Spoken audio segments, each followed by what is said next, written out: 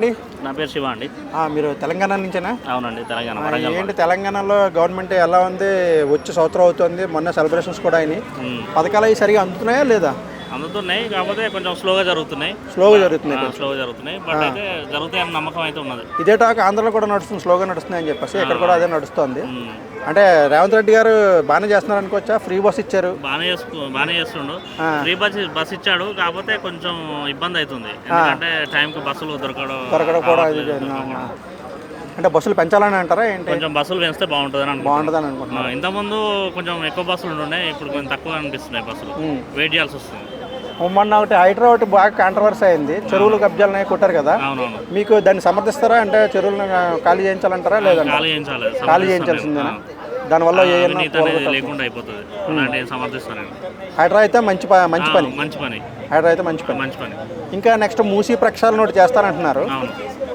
అది అక్కడ ఇల్లు అయ్యి ఖాళీ చేయించి వేరే చోట ఇస్తా ఉంటున్నారు. మూసీ ప్రక్షాళన మీద మీరేమనుకుంటున్నారు? అది కూడా ఖాళీ చేయించాలి, బాగా చేయాలని అనుకుంటున్నారు? అది కూడా ఖాళీ చేయాలి. సిటీ క్లీన్ ఉండాలంటే మనకు ఏదో ఒకటి చేయాలి, తప్పదు.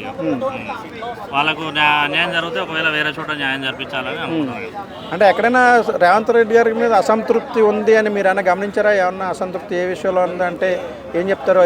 ఆయన ఒక సరిదిద్దుకోవాలనుకుంటే ఆయన అంటే ఇప్పుడు 1 year అవుతుంది కదా, ఆల్మోస్ట్ ఆయనకే అర్థమైతే అన్ని మంచి పనులు చేస్తాడు. మీకు లోకల్ సమస్యల మీద అన్న అంటే మీకు తెలిసిన సమర్థించుకోవాల్సి అంటే మార్చుకోవాలి, సరిదిద్దుకోవాలి, ఇక్కడ బాగుంటుంది అంటే రైతులకి రైతు భరోసా లాంటి దాన్ని ఏమన్నా ఇవ్వాలి అంటే?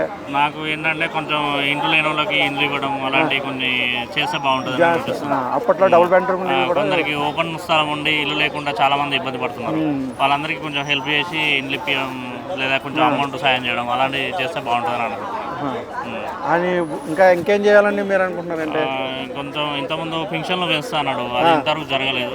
అవి కూడా కొంచెం పెంచితే అది కూడా బాగుంటుందని అనుకుంటున్నాను. ఫ్రీ బస్ అయితే బాగుంది. ఫ్రీ బస్ బాగానే ఉంది, బట్ ఏంటంటే కొన్ని బస్సులు పెంచితే బాగుంటుంది. అంటే ఇలాగే మంచి పథకాలు చేసుకుంటూ వెళ్తే వచ్చేసారి కూడా ఈ గవర్నమెంట్ వచ్చే అవకాశం ఉందంటారా? కూడా పక్కా రేవంత్ రెడ్డి వచ్చే అవకాశం ఉందంటారా? అంటే ఇంకా ఏమన్నా పథకాలు పెంచాలంటారా? సరిపోతాయని అనుకోవచ్చు. ఏవైతే ఇస్తారో అవన్నీ ఇస్తే సరిపోతుంది, ఇంకా అంతకు మించి ఏమీ అవసరం లేదు. కాంగ్రెస్ పాలన మొత్తానికి బేసిక్గా ఉందని అంటారా? అవును సార్. ఓకే అండి, థ్యాంక్ యూ.